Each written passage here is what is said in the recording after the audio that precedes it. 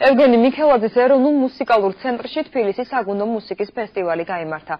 მასში საქართველოს მასშტაბით 16 გუნდი მონაწილეობდა. მსმენელის წინაშე წარსდგა ბათუმის სახელმწიფო მუსიკალური ცენტრის კაპელა. ფესტივალი თბილისის მერიისა და საქართველოს კულტურის სამინისტროს მხარდაჭერით უკვე 3 წელია იმართება. Am festivalში ბათუმის კაპელა იღებს მესამე წელია უკვე მონაწილეობას. დასკვნით ნაწილში ვარ დაკავებული. ვასრულებ ზვიად ბოლქვაძის ნაწარმოებს რა ამაო ყოფილა და ასევე იოსებ კეჭაღმაძის ნაწარმოებს კეკელჯა.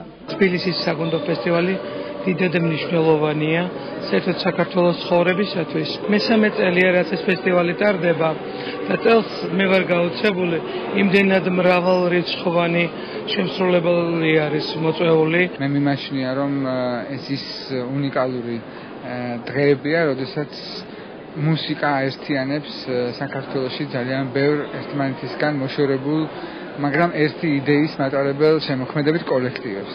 და ამის ყველაზე მკაფიო და შთამბეჭდავი მაგალითია ხოლმე დასკვნითი კონცერტები, როდესაც ყველა მონაწილე გუნდი ერთიანდება.